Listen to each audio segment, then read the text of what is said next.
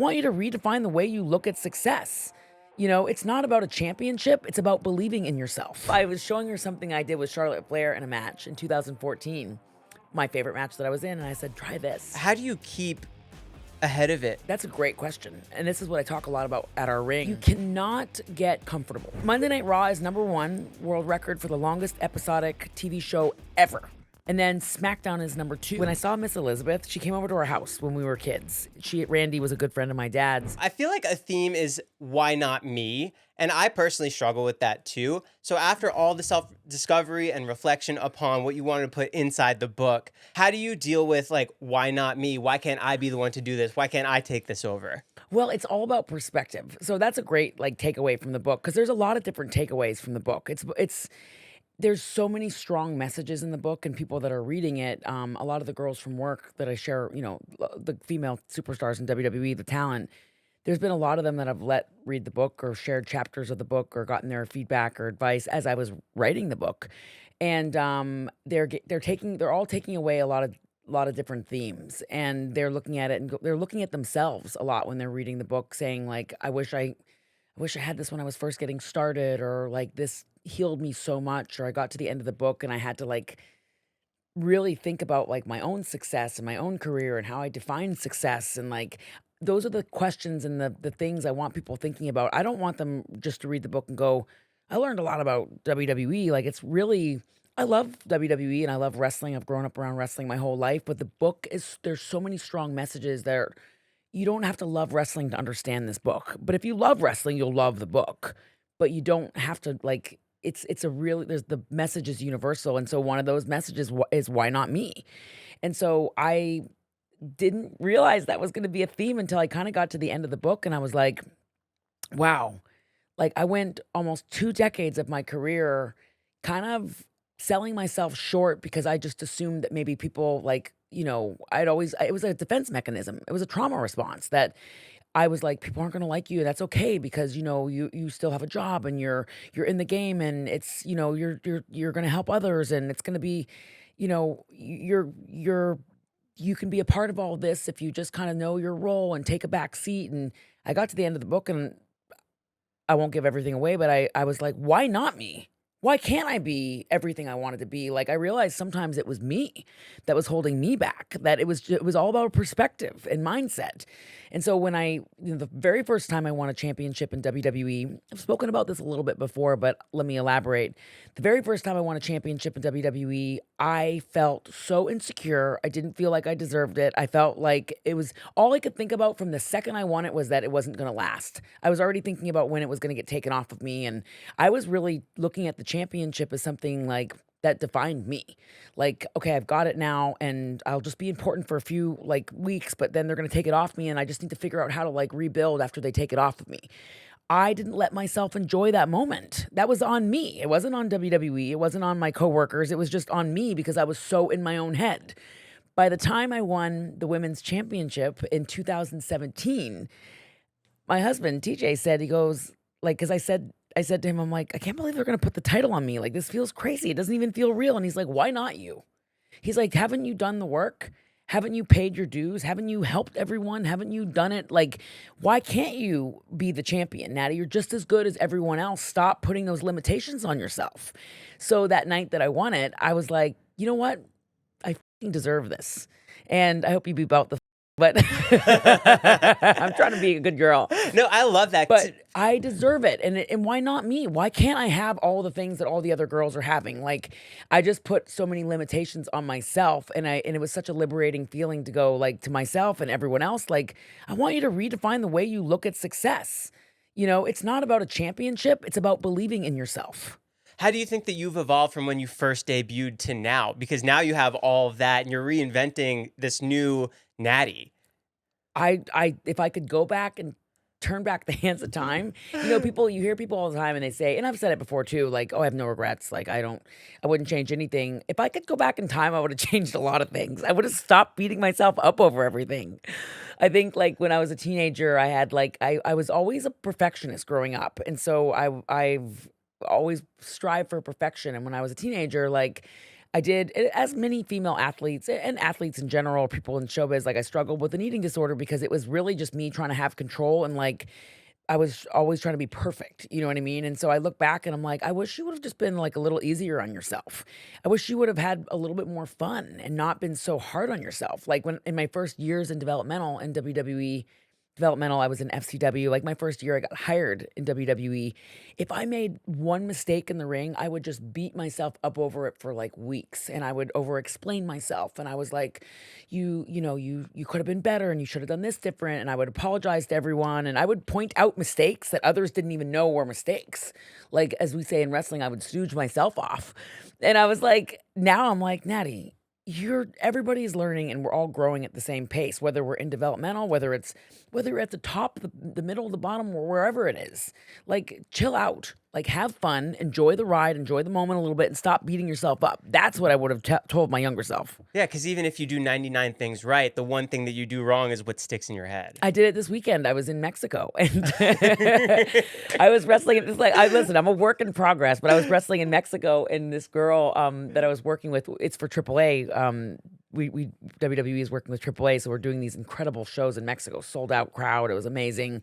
I was in there with these amazing female wrestlers, and one little thing went wrong. We were both going for like this double surfboard move, and we practiced it during the day. It went perfect. We did it at night. It just went off the rails. But like, I remember coming back and Undertaker was, helping produce the show. And the first thing I did was say, I'm so sorry that the surfboard didn't work out. We screwed it up. I'm so sorry. He's like, oh, I didn't even notice that was a mistake. Like, he didn't even care. He was like giving us all this great feedback and like positivity and all this stuff. I'm like, oh my gosh, like, Nattie, you got to stop doing that. He didn't notice there was a mistake. You pointed it out. Like, it's just, again, I'm a recovering people pleaser, but it's like, I just, I was like, when I got done with the match, I was thinking about the mistake and I'm like, people love the match. It was a great match. I'm so proud of the match. Right. So it's like, who cares if there was a little mishap? We got the match back on track and everybody loved it. Speaking of AAA, what's it like for you to now perform out of another country? Still kind of being WWE talent, but now you're doing it under AAA. Well, it's cool because WWE we're just growing exponentially. And I think when they acquired AAA, they have a partnership with AAA. So they're not 1000% in charge of it. They work with the family that owns AAA, so it's like a partnership. And it's a very old, very, very old company, very respected company, one of the most respected companies in Mexico. And so WWE, like, they're not trying to change everything that AAA is doing. They're just trying to complement it. They're trying to bring more eyes to it. They're trying to make sure that, more people are watching it, that the production's even better, that it's just of the highest quality because there's a massive market in that area. There's a massive Spanish demographic that watch and love WWE, but like Mexico, these fans are insane. I said to Dom Mysterio, because Dom was at the show, he's backstage, and I'm like, Dom and I are both like, we love it. We love doing AAA. Like, I'm begging to be on these shows because I'm like, the fans are insane. It's so much fun. Like, it's a dream. It's a dream come true. What's up, guys? Real quick, this episode is brought to you by Aonic. Aonic provides clean hydration crafted with magnesium, electrolytes, and real fruit juice. Made for those looking to get the most out of hydration. We've got some sparkling passion fruit, some sparkling orange, and a sparkling raspberry. Aonic is developing the world's most advanced ecosystem for functional nutrition to make healthy living enjoyable. Aonic delivers pure science-driven nutrition, and every formula targets a clear need and delivers benefits you can feel. What I love most about it is that there's no pixie dusting of ingredients, which means they only use clinical validated dosages. Plus, it's third-party verified. Independent labs test every batch and they publish the results. It's got premium natural ingredients from real cacao and vanilla in Aonic Fuel to real fruit juice in Aonic Revive. Plus, the best part, low calories, baby. Only 15 calories in this whole can. Delicious taste, zero artificial, low in sugar and calories. No caffeine or added sugars, no artificial sweeteners, no GMOs. It's just the right amount of fruit juice compared to sweetness. It's really good. We've got some chromium, some B vitamins, some zinc. I love drinking it after a hike. I love drinking it after pickleball. It's really, really good. So if you want to try it, it's going to be linked down below. Stay hydrated, my friends. Do you almost view it as like a fresh start because now you get to curate this new thing? Well, I've been building this new character outside of WWE starting in like last April. This past April 2025, I did my very first show outside of WWE, like my very first time wrestling outside of WWE in 18 years. Crazy. And I did Bloodsport. And so it was a show run by my friend Josh Barnett. And he's an incredible mixed martial artist, also a coach and teacher, and he's just brilliant. He still fights though. But it's not with WWE. And so I was like, I'm just gonna ask. I'm gonna ask because Triple H is our boss, and he's been known to let people do cool stuff. So I literally, again, it's going back to the book. It literally was like, why not? Why not? Why not me? Why can't I? And so I was like, he might just, at first I was like, he won't say yes. He won't, like, they won't let me do this. It won't happen. And then I just walked up to him and just asked, and he said, yeah. And then I was like, great, let me, like, and then from the second, the second that, and again, it's like, why not? Why not? Why can't I? I think And that's so cool. it's so cool because, within reason, like there's been some shows I've asked to do, and like there's a lot of things that the company does for our protection where they're like, we got to make sure that they have medical, we got to make sure that we're being careful about how it's being distributed, and we want to make sure that they have all the, I appreciate that so much when I've been allowed to do some outside shows. I would love to do more outside shows, but my schedule's gotten so busy, and it's been tricky because I don't want to book myself for an outside show and then WWE needs me for Monday Night Raw. I still got to do my real job. Right. But they've let me do several outside shows. I did a show with GCW's Bloodsport, which is run by Josh Burnett. So Bloodsport, they let me do NWA. Billy Corgan is a really close personal friend of mine. I've known him since 2006. He runs an incredible show. So, I mean, he's a rock star. He knows how to run a show. And so, I went to one of his shows once a couple years ago. Like, I was starting to go to the NWA shows, and I was like, I'm gonna fight to do an NWA show because this so cool. So I got to do NWA. I got to do Reality of Wrestling, which is run by Booker T, and then Bloodsport again. But like I said, I would love to do so many more shows. But I'm also kind of like, okay, we just gotta like make sure that all the stars and cards align, and that I don't piss anyone off and get fired from my real job. Is it almost liberating that you get to bring that level of intensity that you have to these other factions now and get to work with all this other talent? Yes, it's cool because I've gotten a chance to work with so many great women that I would never have had a chance to work with before. Like when I did the first Bloodsport, I got to work with a Japanese girl named Miyu Yamashita. She is one of the best. She's one of the best unsigned female wrestlers like in the world. I would love to see her get to WWE because she would have a great match with all of us. Like she could work with. I mean, I'd love to see her against Io. I would love to see her against myself, of course. She and Rhea could tear it up. She and Julia could tear it up. Like, she's just so talented. Loved working with her. Loved working with Kenzie Page and NWA. I met Kenzie Page when she was a young girl, and she had, like, it was funny because she said that she always looked up to me. And then you meet these people as fans, and they join a wrestling school, and then years later you're like, oh my gosh, I'm wrestling this girl, and she's the champion of NWA. And then Booker T, I said to Booker T, I said, I got permission to do your show. Tell me who the best girl you have is. I want to wrestle the best. Like, who's your best girl? Who do you think has the most? Like, I need someone who's gonna bring like a lot of grit. And so he said, Promise Braxton. So I was like, okay, I want to wrestle her. And he had some other girls that he thought were good, but he's like, the most grit, like the most salty, the most that's gonna like hit the hardest sort of things. Promise. So I got a chance to work with them. Masha Slamovich, I got to work with her in I did Bloodsport during SummerSlam. Got a chance to work with Masha. Phenomenal wrestler, loves the industry, very passionate. Like, I loved working with Masha. She was a total pro. But I got to work with these other women, and I was like, man, like, I want to help myself build this new character, but if I could also bring some visibility to these women, I want to put a spotlight on them too because they're so good. They deserve the attention. What is that in you that you feel that you always want to bring the spotlight somewhere else while bringing your talent? Because it's such a rare... It's part of my problem. But it's such a special thing to have that not many people do because it's always me, me, me. But I feel like you give so much back to the industry and the people who gave you everything. I owe wrestling everything. Like, I've been saying it, and I'll just keep saying it. Like, I am so lucky, and I'm so grateful for everything I have. I'm so insanely blessed to be doing this. This is like my 25th year in wrestling. Crazy. I started in 2000, started training in 2000. I started in WWE almost 19 years ago. It's unheard of for a woman to have this kind of longevity uninterrupted. And you have that rookie mentality, which is still, you want to get in there, you want to prove yourself, you want to show up. Well, that's the cool thing about this new character that I have, is that she is, I keep saying this in all my, like, I keep saying this a lot, and I think it's because I feel it from my heart, but Nattie not Natalya, but Nattie has the mentality of a first-year rookie. She's hungry, she's driven, she's passionate, she's as hungry as she's ever been. But she's got the experience of like a veteran that's been through the trenches and been through the ringer and has done like everything. So I bring that hunger to the table, but I also bring like that leadership that a veteran has.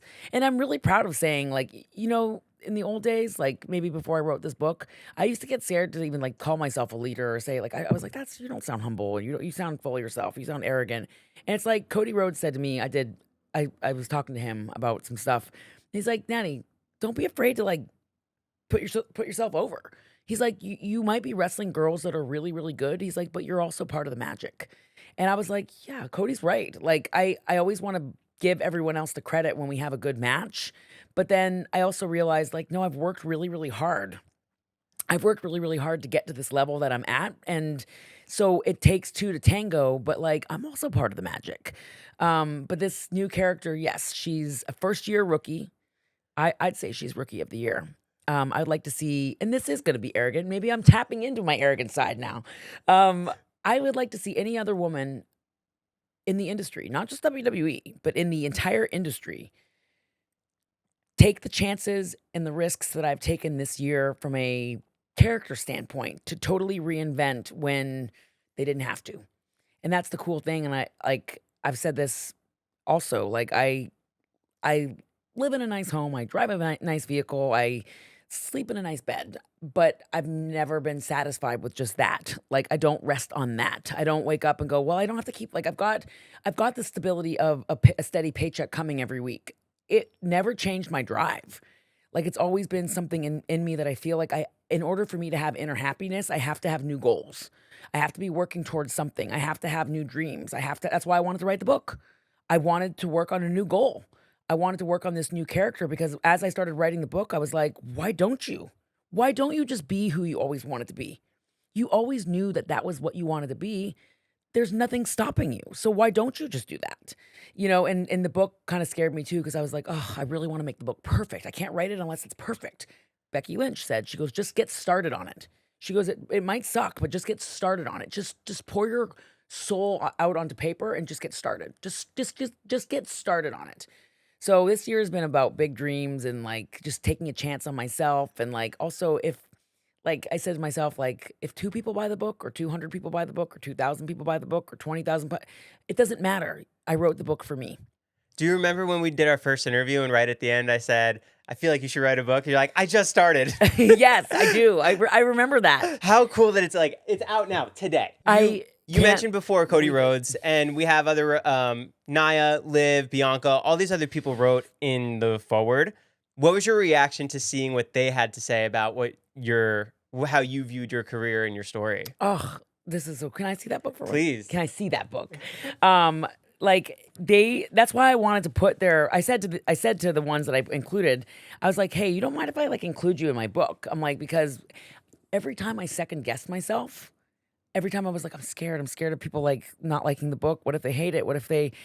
I would go back and I swear I would go and read Liv's text messages to me. I would read Beth Phoenix messages to me. I'd read Bailey's messages to me. I'd read Nia's messages to me.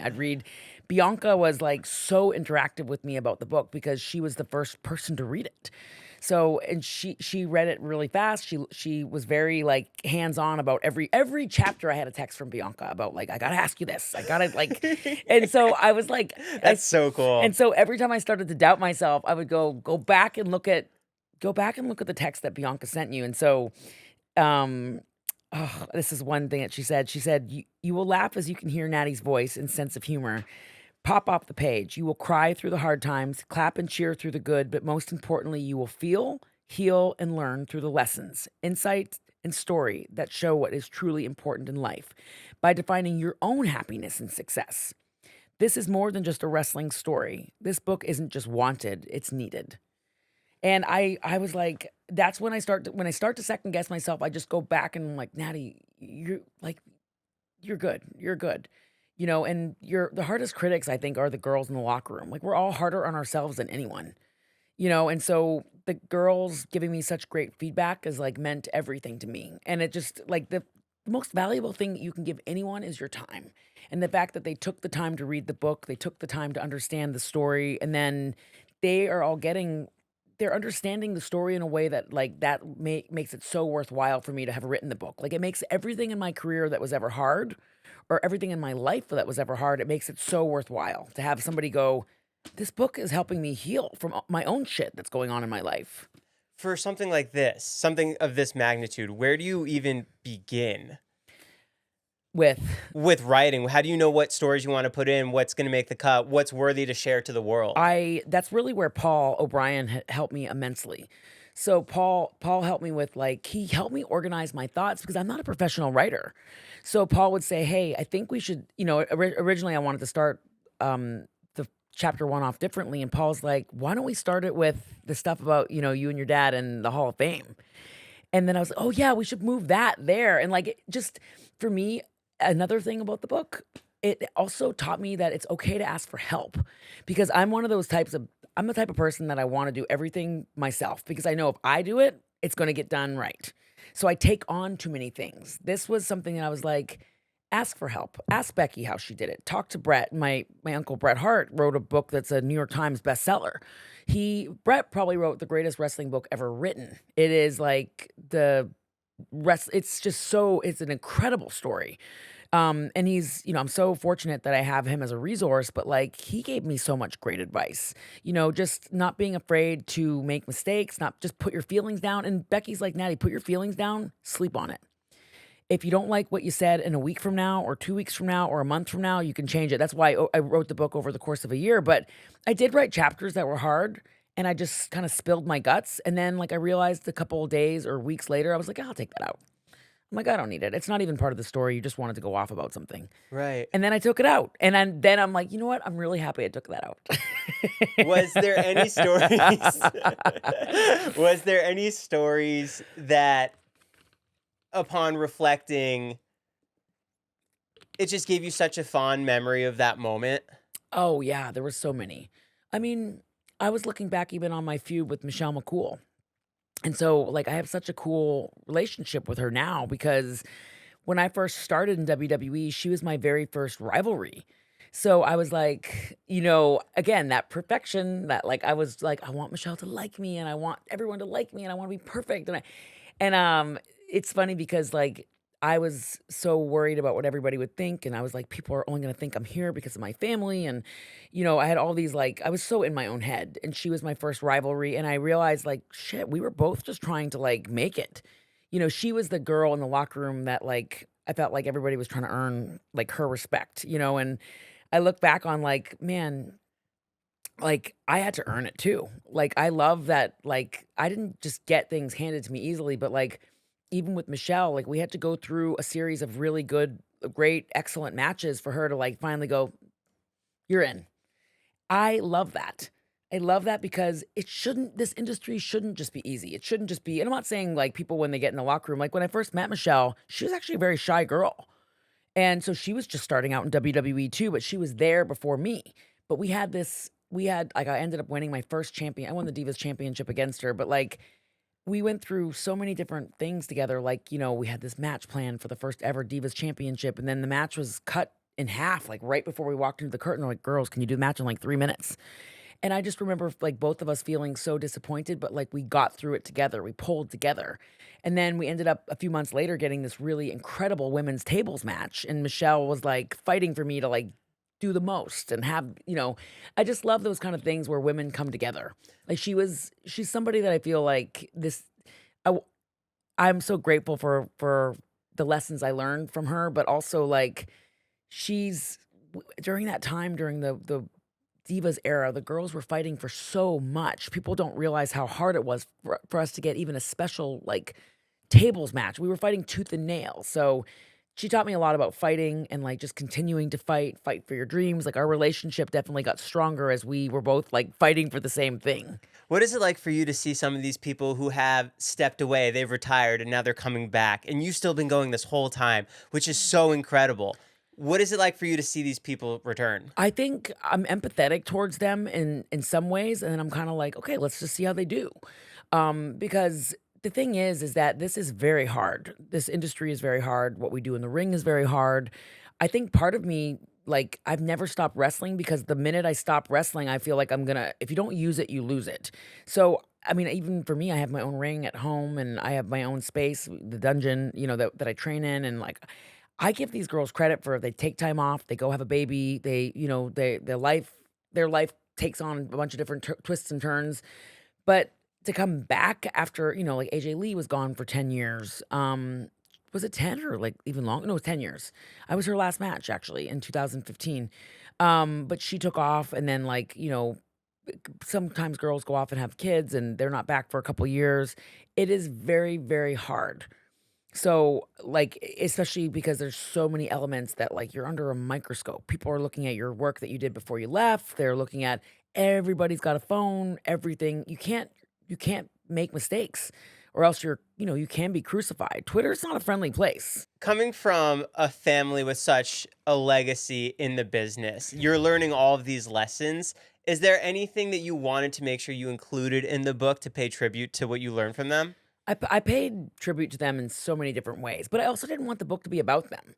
Because it's so easy with my family to be like, well, I can go off about Bret or I can go off about my grandfather. Like Bret has this incredible story. His story is it's just unmatched. Like the things that he's gone through and his journeys, his matches are still today, you look at a Bret Hart match and you're like, it's still arguably one of the greatest pro wrestling matches ever.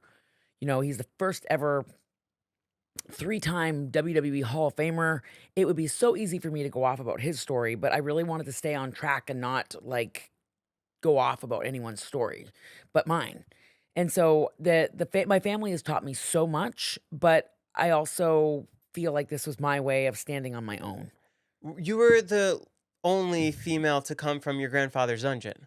I was the only female to have survived the dungeon and gone on, went on to work in WWE.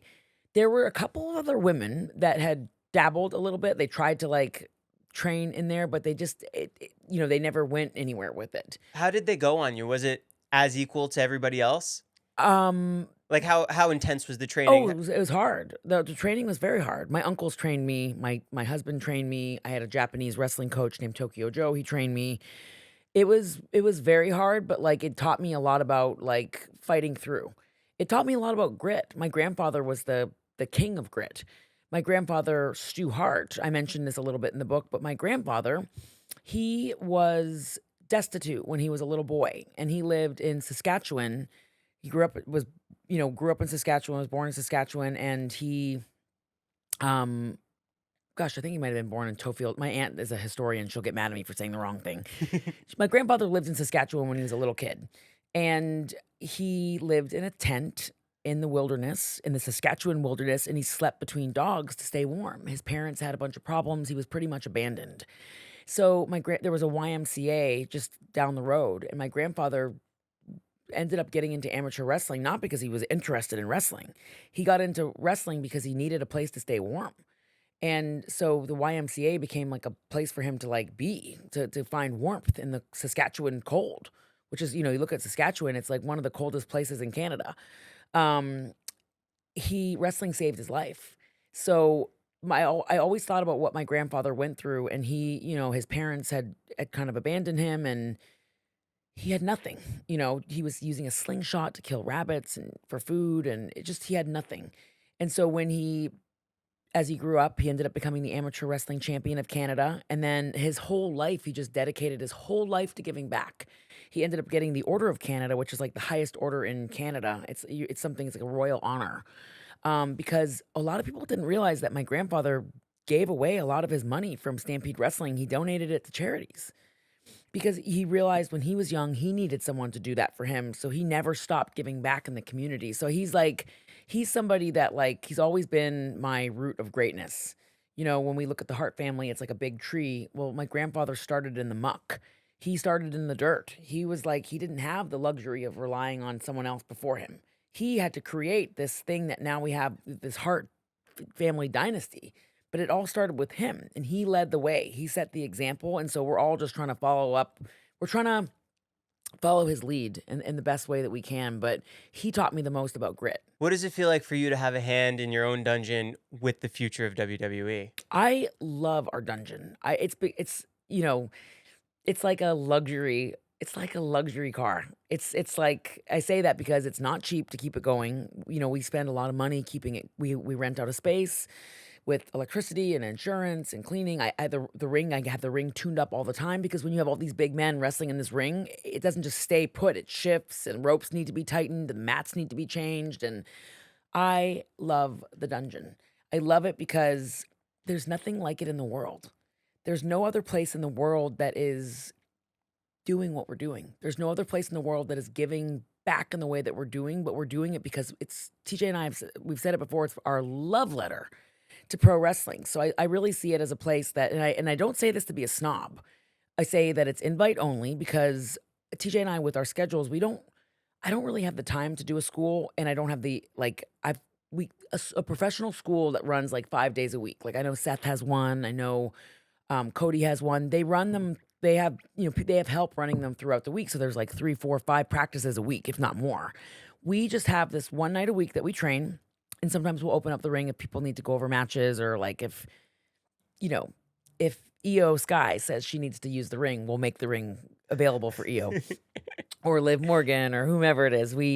Our friends, Rey Mysterio came by a couple months ago and he's like, I just want to come in. And he brought in his daughter. And like, we have so many great friends that come in and they just bring so much like quality to the dungeon. But what we do every week is we basically have it's like an actor's studio, but for wrestlers. So it's like 4 hours a week of really high intensity training to get people ready to come back to the ring or get them polished up or fine tuning or just people that love doing it. Like Angelo Dawkins has been coming for almost 4 years, like clockwork, 52 weeks a year.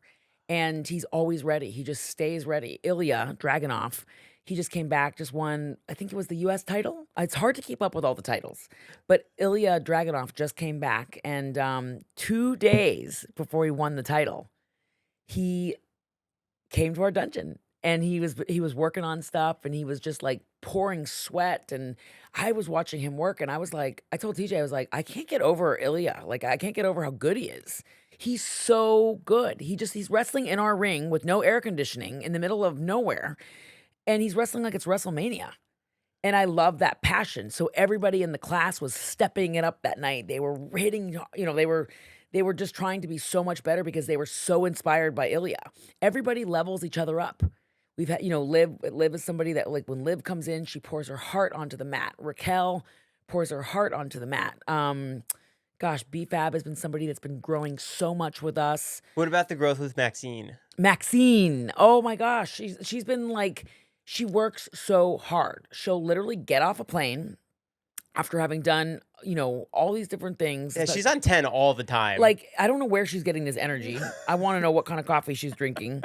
But I don't even think she drinks coffee. That's the crazy thing is like, she's just got this like light in her that just like shines so brightly. And so she pushes through. She had a match against Becky on Raw.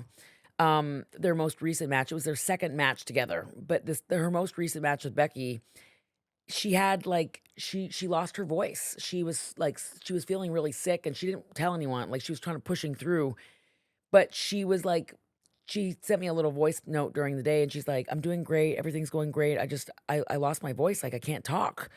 She had the match of her career that night. I was like, you pushed through even when you were sick, because here's the thing, and I say this all the time at our ring. And I know it sounds cold and I know it sounds insensitive, but to be at this level, to do the stuff that we do, and it's not just in wrestling, but like in our case, it is wrestling. If you're sick and you're getting an opportunity to wrestle Becky Lynch, a woman who's main evented WrestleMania on Monday Night Raw on Netflix, Maxine can't go up to our bosses. She can't go up to Triple H and go, hey, I don't feel good today. I've got laryngitis now listen, the company's very forward now. So they're like, no problem. We'll get you the best, we'll get you home. We'll get you like, they're great. But she doesn't want to do that because she knows that opportunity might not be there again. Next week, something might change or like, who knows?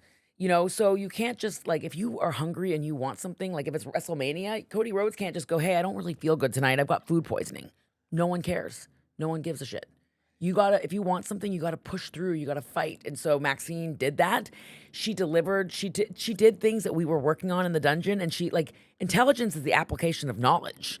She went in there and did all the stuff we'd been working on. Like the stuff I was showing her something I did with Charlotte Flair in a match in 2014, my favorite match that I was in, and I said, try this. And she did it, and she did it perfectly, and the crowd just like erupted. And I was like, it makes me feel so good about paying it forward when I see other people get something from it. Like I felt like such a proud like coach, but I get better too. Everything that I've been working on in our ring, I did it. I've been doing it in all of these matches that I've been building outside of WWE. I was doing a sequence from our ring in Mexico. We sold out the show, and I was like, I'm gonna do, we work out of these different corners in our ring, and I was like, I'm gonna do corner 8, I'm gonna do corner 6, I'm gonna do corner 5, and like I was putting my whole match together with all this stuff that we do in the dungeon, and I just felt so confident. So I get so much from it. It's show day. What's your favorite part of the entire experience? Is it hearing the crowd pop? Is it the actual match itself? Is it reflecting on what just happened? I think my favorite part of what I do, like the show day, the experience, I love that collaboration with the girls.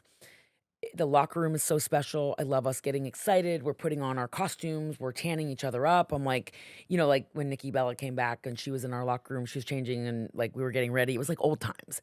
I was like, let me help you with your tanner and let me fix your outfit. And Is it like no time came through? it was like we just pick up where we left off, like and I was like you need a little more tanner. Like we're big on like under the bright lights, you can look, It drowns it out. you look really like pale. So a good spray tan or a good I'm all about like look like you want to look like you're glowing. We want to think Victoria's Secret's runway model. I want to be walking down that ramp like Claudia Schiffer. But Claudia Schiffer, I'm dating myself a little bit, but Gigi Hadid. Okay. But it's like my favorite part of show day really is putting the match together. During the day, especially if my husband, TJ, is a producer in WWE, I love it when I have him as a producer because he helps me so much. And like he knows the things I'm good at. He knows the things I'm terrible at. I can say, what do you think about this? And then he'll take an idea of ours and he'll make it even better. And I just love the collaboration with the girls. I love us getting excited. I'm like, we're gonna do so well. I'm so excited. I love this, like just the whole us coming together. Like that's what I love. I love that more than anything. And I've loved that since the very beginning of like putting a match together. Like I was talking earlier about Michelle McCool and this first ever women's table match that we did. Like I remember that day that we were all putting it together and we were so excited. We knew we were building something special. You know what I mean? Like the girls care way too much. And I kind of love that. Royal Rumble's coming up. Is there anyone that you would want to see a surprise from? In the Rumble? Yes. Ooh. Ooh. Who would hit that Nattie return that you would be like, yes, I want to get. I would love, gosh, I'm just trying to think. That would be like, this would be amazing to have her in it. You know who would be so cool to have in the Rumble? I would love to see Jazz in the Rumble. Jazz or the return of Lay Cool. We haven't seen Lay Cool since they left, like Layla and Michelle. Like Lay Cool back in the day, like back in my day when we were like they were like, they shared a championship. They did a lot of like cool things. They were doing like the Chelsea Green stuff before Chelsea was doing Chelsea Green stuff. Like they were all about personality and energy and like they were a fun group. Also, my very first match in WWE was against a woman named Cherry. She was my first match in the company. She helped me so much. I talk a little bit about her in my book, but like I would love to see Cherry. I would love to see Cherry get a shot at the Royal Rumble because she's one of those unsung women that we don't talk about enough, and that she loves the business. She's so passionate about the business. She managed a tag team called Deuce and Domino, but she was a great wrestler on her own too. Like she could go, and she got me through my very first match on SmackDown, and she was so selfless. She gave me so much. She made me feel so good about myself that I always think about that. And I'm like, I'll never forget how she helped me through in those early years. So I'm always looking to give her flowers. Is there something that you try and always stick to be ahead of the curve? Because the industry's changing so much and it's ever evolving. And even just from the streaming platforms and just talent, and you physically have to be ready all the time. How do you keep ahead of it You all can't the That's a great question, and this is what I talk a lot about at our ring. You cannot get comfortable. I learned a lot about that from working with these great people in WWE that, like, at the very, very, very highest level, they're not comfortable. You cannot The second you get comfortable and the second that you kinda just start to kinda coast a little bit, you're already behind the 8 ball. Like, for me, the biggest secret to my success is I truly believe this, is just being super consistent. You can't leave any stone unturned, so that if one day I got called and said, like, "Hey, we don't want you here anymore," at least I could look at myself in the mirror and go, "I did everything I could on my end. I focused on my body and looking, as amazing as I could look. I, kept in shape. I had beautiful costumes. I went the extra mile with my gear. I was a leader in the ring, or I was easy to work with, or I helped the girls. I was always trying to work on my craft. I was always trying to stay ready in the ring. I was always trying to be creative. I did whatever I could to promote myself and the company that I work for on my social platforms. You can't leave any stone unturned, including media and also speaking. Like, in the dungeon, we also work on promos and stuff too. We have people that have come in, like Xavier Woods came in a few months ago and was helping everybody with their promos. And I was learning from watching him. I was like, oh my gosh, he's so right about that. Like, you can't rest on just like, oh, I had a good match back in. No one gives a shit. They want everything we do. We're talking about, this is the largest entertainment company in the world that I work for. We are on Netflix. 80% of the world can watch us. We are the longest running episodic TV show in television history. How many years is it? I don't know, but I know we have a world record for it. Monday Night Raw is #1 world record for the longest episodic TV show ever. And then SmackDown is #2. We don't have time to rest on the good shit that we've done, or what Steve Austin did, or what Roman Reigns did, or what Bret Hart. Like, I'm naming the greats. Everybody that's in it now, they're fighting for their spot. And you gotta be as hungry as you've ever been and fight for that spot. And I love that. I love watching New Day. Like Kofi and Xavier Woods, they've been there almost as long as I have. Kofi longer. They're fighting for their spot. Sheamus is fighting for his spot. Sami Zayn is fighting for his spot. Everybody is fighting for their spot. We have new talent that are fighting for spots. We're all leveling each other up. And that's the secret, is like, you don't get comfortable. That's what I love about our ring. It's like, what can we do to be better?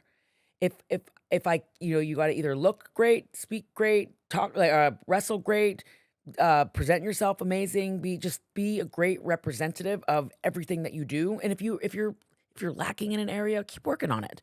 But you can't leave any stone unturned. And I always say that to people. It's not just enough. It is not just enough to be a good wrestler.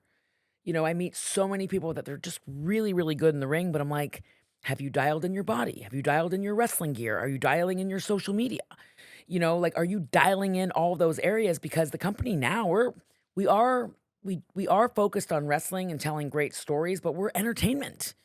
We're all about entertainment. So you really, like, I never get comfortable, and I'm always thinking about what is the pulse at this moment? What are they looking for? And how can I really dial that in if I'm not really there yet? I love that answer so much. Thank you. Have you ever felt yourself almost getting comfortable where you had to put yourself in check and get back into it? No. I mean, I can answer that question with, like, I never I think it came from a different, like, and I write about this in the book. Like, when I was growing up, my dad worked in and out of WWE many times. And so growing up, we had the biggest house in the neighborhood. We had, when my dad was in his prime in WWE and he was on top with WWE, we had, like, expensive cars, and my dad had money, and then my dad would get let go, and not due to, he would have behavioral issues and he would get fired. And so when I was growing up, it was just I always felt like the rug was about to be pulled out from under us, because it had been. My whole childhood and my teenage years, like, we went through a lot of volatility where, there was a time period, and it's really cool being able to kind of revisit that in my story. But there was a time period that for 2 years, my sisters and my mom and we shared a room in the Hart house. We had lost our home. And so we were never homeless, because my grandfather opened up his house to us, but he only had one room left in the house because other people were staying there in the house. So it was my mom's old bedroom. And so we stayed in that room for 2 years, and I loved living in the house. I always felt safe and very secure, but we shared a bed. Like, my mom and my sisters and I, four of us shared a bed. for 2 years. And, but we again, we were never homeless, but we had that room, and we had my grandfather, we had his love and support, but people looked at us and they were like, "Oh, their dad is on TV, he's famous," or, or he was, the key word being was. And so I love being able to share that with people now that I'm over all of it, that, like, we went through some crazy shit too, that we have now come out on the other side where I'm like, "Look at me now." I never we never I never I always appreciated everything from that bed in that house to my grandfather's meals that he would cook for us. Like, my grandfather didn't have a lot of money either, but, like, we just had each other, and there was so much like, I knew from a very early age that I wanted to work hard because if I worked hard, I'd have my own money. So my uncle, the British Bulldog, got me my first job. He helped me get my first job. I was 14. I was a bus girl at a Denny's style restaurant in Canada. It's called Humpty's. And I would clean tables and I would clean urinals and I would clean the bathrooms and I was a dishwasher there. And I remember cleaning ashtrays and, because back then people could smoke in restaurants and like I made 4.50 an hour. Did you And get tipped? we got the waitresses would give us a percentage of their tips. So I would make like $8 to $10 a day in tips. Okay. So I could make like $50 a week in tips. Which, that $50 when you're in grade 8, grade It's 9. huge. But I talk about this in the book. I love my waitressing job. It was the best. It was the best. I loved every 2 weeks I would get a check for $360. And I was like, I am so rich. I'm gonna go buy a Chanel lip gloss.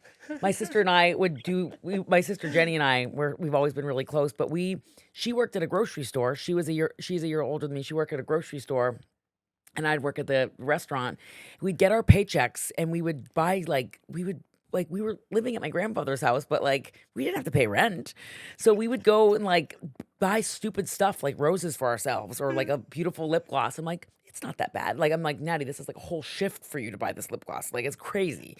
But we were like trying to be fancy and it was I had a great childhood, but I learned a lot from an early age that I need if I wanted something, I had to work for it. And that actually became such a detrimental lesson to me in my life that like through hard work, you can have everything you want, and that's why I appreciate everything I have now. If I go to Louis Vuitton and buy myself a pair of shoes, I'm like, that's 11 shifts at at the restaurant job that I work. That's like going to be that's 2 weeks of work. Are you sure you want those shoes? Like I think about that in currency. Your first big WWE paycheck, would you spend it on for yourself? Ooh, oh, gosh. Oh, that's a great question. And where and when? Can you paint the whole scene?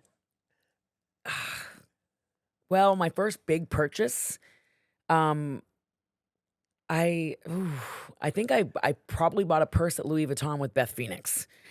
We both were like so excited to go on this little Louis Vuitton shopping like trip. And we both like I remember it wasn't even that expensive. It was like $1,000 a purse, but like for Louis.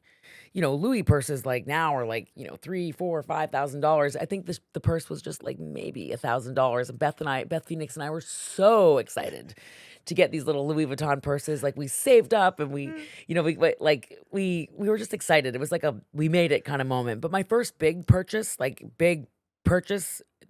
goal, always was my goal. I wanted to buy my mom and dad a house. And that was the big thing for me. That was a really big thing for me. TJ bought his mom a house and I bought my parents' a house. And it was a dream for us always. Like I always knew that I wanted to do that for them. And I did that for my mom and dad a year before my dad died. And it was funny because my dad was going through so much with his health that when I bought them the house, I was so excited about like them having it and I wanted to furnish it all and I wanted it to be like perfect for them. But my dad in his old house, he had these little ducks in his backyard in this pond. And so my dad had built this relationship with these ducks and loved going out there and seeing his ducks every day. And so that was kind of where, he was going through a lot physically and mentally. And he just every single day my dad would look forward to seeing those baby ducks. So when I bought my mom and dad the new house, I remember my dad being a little bit like sad about the house. And I was like, Daddy, why are you sad? This is a brand new house. Like, this is such a good start for you and mommy. Like, I always call my mom I call my mom mommy and my dad daddy. It's never changed ever. Like if you see that in my book, know that I just can't call them mom now. Like it's just not gonna happen. So I said, Daddy, I want you guys to enjoy the house. Like this is for you. Like it's a brand new home. And my dad said, I know I love the house, but I'm just gonna miss my ducks so much. And I just remember like that's just how cute my dad was. Like he was so appreciative of the house, but he like loved his little ducks. And I It's was like, we'll go adorable. back and see the ducks. Yeah. But like, damn it, you got a new house. We got your new ducks. We'll get some new ducks in the backyard. We never got the ducks, but my dad, I just miss him so much. I'd love to get your take on this because 6 years ago you were the first female wrestler in Saudi Arabia. Now there's a women's Royal Rumble there. Did you ever foresee it happening in 6 years, that kind of change? I mean, listen, I'm just going to come out and say it. I feel like WWE has been a huge proponent for growth in that country. So many doors kicked down. Well, and they've just been steadily helping build those beautiful bridges and opening up doors that were never opened before and building this beautiful relationship that's giving women more visibility. When I first heard about WrestleMania going to Saudi Arabia, all I could think about was the women having more visibility. I was like, we are breaking down so many barriers. And like the very first time I went to Saudi, the rules were different and you have to be a little bit more clothed and you have to, I remember like the rules were very strict. It was 2019 when I first wrestled there, but I started doing media there like 2017, 2018. It is so amazing to see now where we're at. And like, I would love to see this if I could manifest this. I would love to see equal amounts of men and women's matches in Saudi. So like if night one, I'm going to manifest it. We're doing 2 nights in Saudi. I love 2-night WrestleManias, by the way. So many more opportunities. But I want to see like 50% women on the show and 50% men on the show in Saudi. I think it's just the women having that kind of visibility and knowing how far we've come and how many doors we've opened. It just is very cool. It's very, very, very cool. We never thought this would happen probably 5 years ago. Now we're like, we're going to WrestleMania in Saudi. Like it's like the women of WWE, we are pushing, we want even more. We're so demanding, but we just want more. Reflecting on the past 19 years, what changes in WWE really stick out to you as like, wow, we're really at the forefront of this. This is so cool to see wrestling just get to this. Was it jumping to Netflix, being on the biggest streaming platform in the world? Is it a certain match that just happened? Is it something that you were involved in? Gosh, those are great points. I think Netflix was probably the biggest, like it was massive because it allowed 80% of the world to have access to us. Whereas like before we didn't have, there's so much more visibility for the company. It's all about visibility. And so the thing is that we were the first like sport to really like do that. You know what I mean? Like WWE has been at the forefront for so many things, even during the pandemic. So many things. We led the charge during the pandemic in a way that was extraordinary when other people were like, other organizations, other sports groups were shutting down and everybody was just like, it was pure chaos. In WWE, we're like, we're going to stay calm. We're going to use our common sense and we're going to push forward. And that led the charge for so many other people to feel confident coming back to work. I mean, we made it work, whatever it takes. I feel like it really set a good example of it's not about the survival of the fittest. It's about who can adapt to all of the changes that are happening in front of them. Like that's what I've realized the most. That's what's helped me survive in WWE. It's like I'm not the strongest. You know what I mean? But I'm definitely going to roll with the punches. You want me to be a good guy today? I'll be a good guy. Tomorrow you want me to turn heel? I'll turn heel. If you need me to do this, I'll do this. If you want me on a red carpet, I'll do that. If you want me as a manager, whatever it is, wherever you need me, I can do all of it. There's nothing I can't do.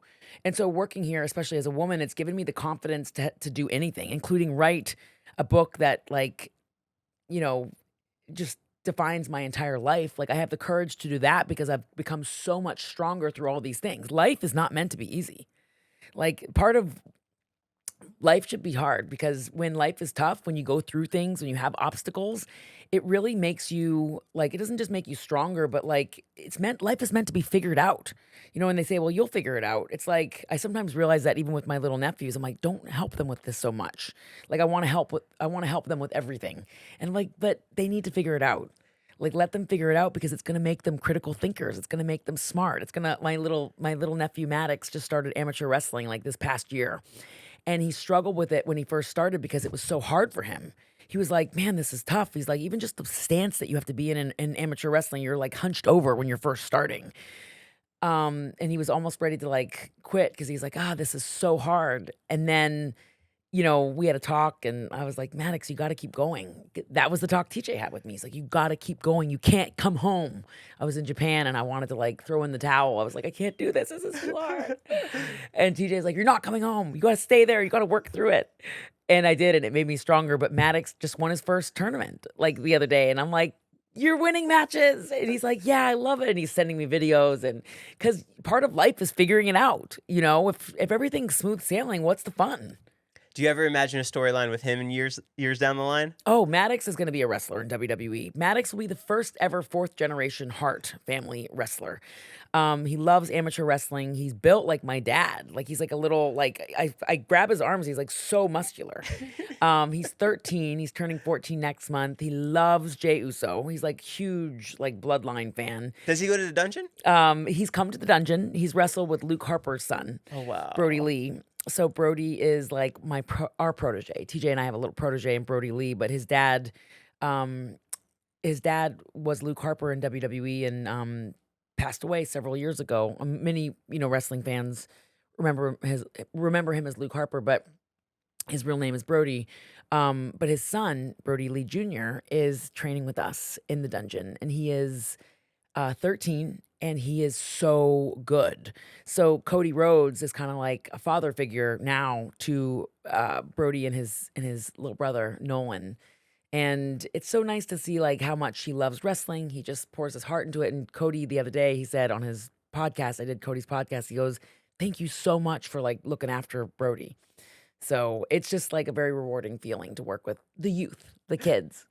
Going back to the flexibility and the adaptability of things, this is completely random, but did you ever eat at the WWE restaurant in New York City? No.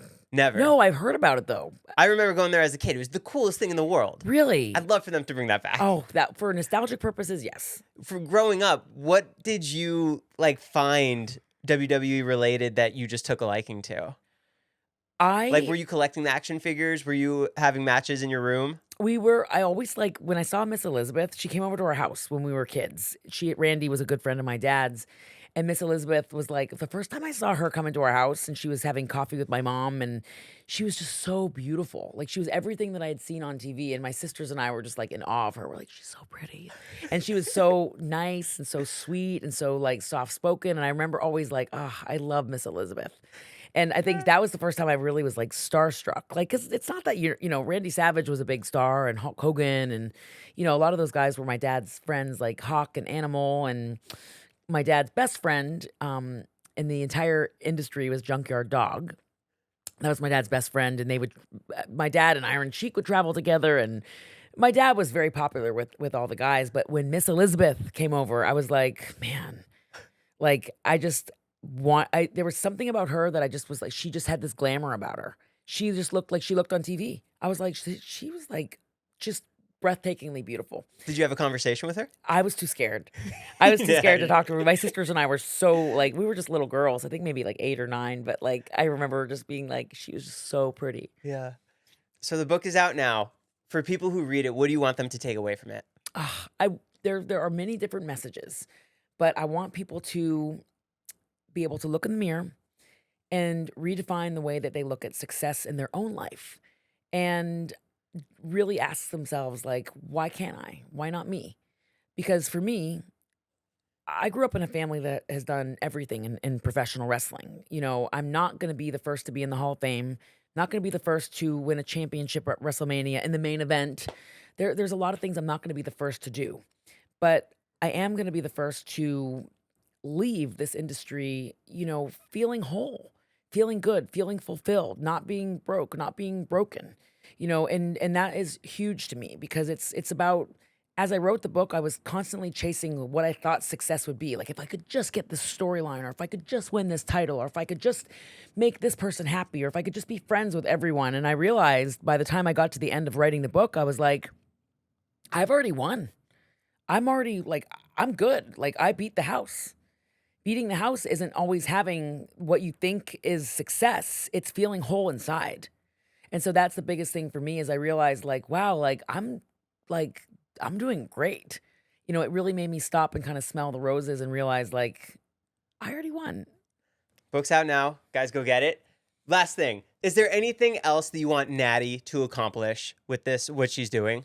I'm working on some other projects. I would kill to I would give anything to announce them because they're so cool and so big. But Stuff's coming. stuff is coming that's coming from the book. Okay. So I can't give a spoiler, but I can give hints that there are several big projects coming from the book because some very cool people read the book and they're like, whew, this is a fucking powerful story. Excuse my language. I'll beep it out. So people are some very cool people are reading the book saying we want to do some more stuff. So it's very cool. I'm very lucky, very grateful, and it's like I feel like the book is like my next chapter. The Last Heart Beating, Barnes and Nobles, Amazon, everywhere. Yes, Cool. everywhere you can buy books. Thanks so much for coming. That Thank was you, so Jeff. good. That was a great interview. Thank you so much.